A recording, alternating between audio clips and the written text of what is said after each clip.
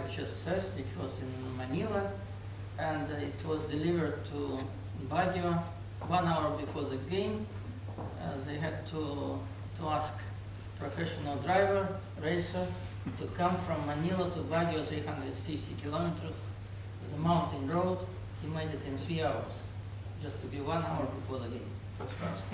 Yeah, that's fine. Yeah. But so sometimes it happened, and commanders didn't pay attention.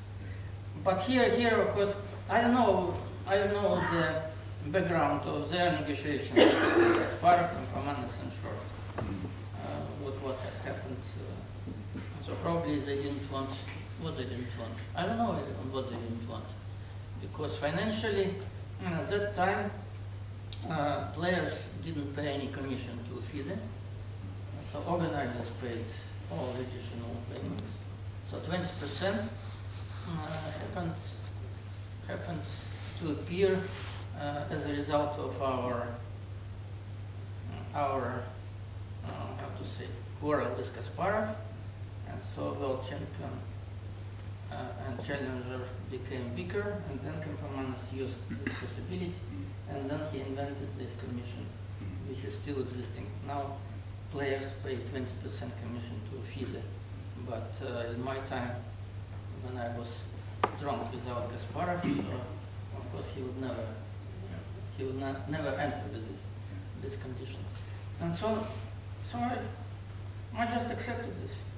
Well, I think it was Short who wanted to have more money. He saw better financial possibilities in England, and he persuaded Kasparov to join him in this breakaway. Jan, for you, at that point, I think you were briefly the chairman of the GMA, which Short had resigned briefly before. And for you, it must also have had some political implications, or? No, I resigned half a year earlier. But as I remember, and also I just checked it in Heidström's book, The Hijack of the World Championship. And it's actually quite a good book, very well documented. Short was disappointed. He claimed that he had talks with the city of Manchester before, and they said they could raise a prize fund something like 3 million Swiss francs. Now something happened in between. Actually, I think that the organizers in Manchester made a mistake not to contact him again.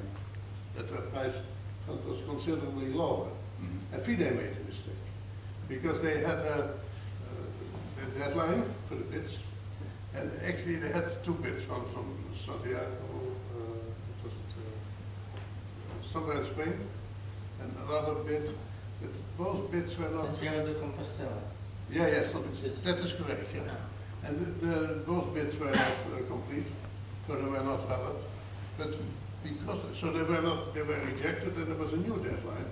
And now Manchester saw that the prize fund that they had in mind was just much too high. I mean, they're not crazy if they see it. Nobody else is going to bid anything near that. So they lowered their bid from what they first had in mind, to have 3 million. They tried to get 3 million to slightly over 1 million. And they talked with Kasparov, and Kasparov said, yes, that is probably the price for this match. And that's why Short, but you know, the funny thing is that Short thought that Kempfermanis got money under the table, which is completely ridiculous because Is that completely ridiculous? No, I think of course he would like to get money under the table, but this English guy wouldn't give it to him. He was in the wrong country. Yes. Yeah. Okay.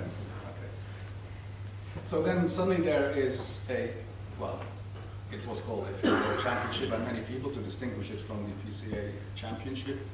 How did you look at this? Did you think, okay, now it's a serious World Championship match and I'm going to prepare for that, and well, if I win it, I'm the world champion? Or were there mixed feelings because the general atmosphere was one of confusion? No, of course I took seriously this match, and so this was very important, and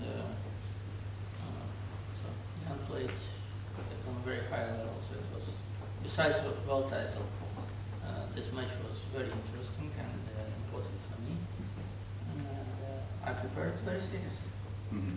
Yeah. Well, Jan, you said that one reason was that you wanted to have your revenge for Kuala Lumpur 3 years earlier when you lost to Anatoly, and you saw it as a challenge to have your revenge. Yes. But of course, you couldn't ignore the discussions that were going on about the real value of the match as a world title match. Well, first of all, yeah, of course I expected that if I would be choosable, I would play Anatoly. Yeah. So I finally saw a chance to play many. You took the difficult road. Yes, detour. But what can I say? I mean, from the moment that this was clear, I mean, I knew the regulations very well. I had actually discussed this with David Anderton of FIDE. That was this Kampman, the top man of FIDE, the lawyer.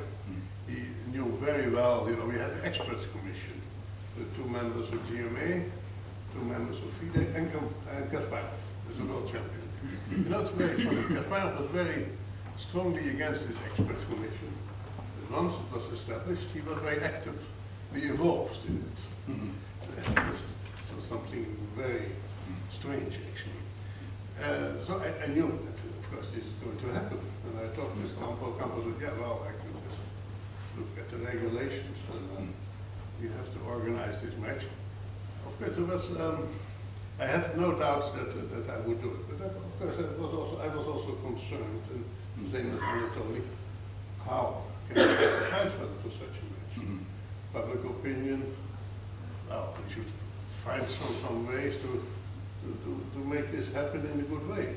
Were these things that were discussed already in Linares when you met? It said, okay, where are we going to have the match? Or not yet, no. I think that the funny thing is that Campomanes, from the very beginning, he was very ambitious. He wanted to have a higher prize fund than the match between Short and Gaspar and Long. And I believe that he was not realistic in this, from this point of view. It would have been more realistic just to try seriously to get the prize fund together. For example, we had a good chance to have at least half of the match in Belfort. Belfort had a chess tradition. Jean-Paul Touzé had a very strong chess club, a lot of ties also with Anatoly. Anatoly and me, we came together. We wrote a letter of support for the city of Belfort, and Campomanes rejected it, just because he was not locked hands with Touzé. Yeah. I mean, he was irresponsible in a way. Of course, when Oman, this possibility of Oman popped up, suddenly, then the situation was different, because it seemed to be serious. To what extent do you think he believed? Because he was saying, well, FIDE is a perfectly fit body. It's just that 2 members left. What's the problem? That he was bluffing? Because he understood very well what the situation was like. No, he had to keep up his face. He was trying to say all the time that we are both, that Tony and I, are very good ambassadors for chess, which is actually true if you look at the behavior of Kaspar and Short.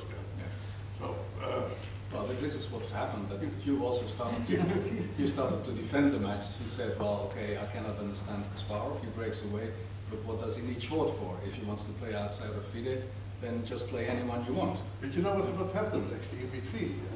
Because okay, Campo, Kaspar Short and Raymond Keane, they made an agreement. Okay, we're going to play in London without FIDE. Then at the end of the tournament, a man from the English Chess Federation came to Linares. Hudson describes it very well. His name was Black. He was meeting with Kasparov in Las Carolinas, somewhere outside of Linares, so that he couldn't be seen. And they made some agreements, and basically, Kasparov was willing to come back to the FIDE camp. So basically, he was negotiating again.